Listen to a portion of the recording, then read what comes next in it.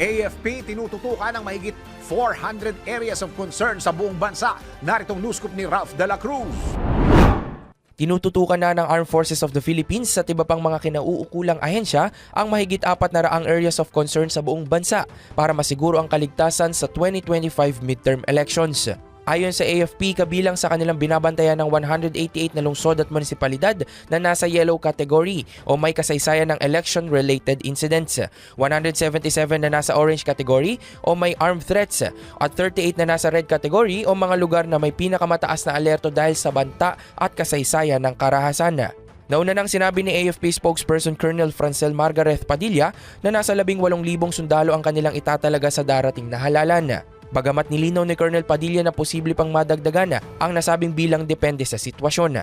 Siniguro rin ng AFP na sila ay makikipag-ugnayan sa Commission on Elections, Philippine National Police at iba pang mga ahensya ng pamahalaan upang mapanatili ang mapayapang halalan.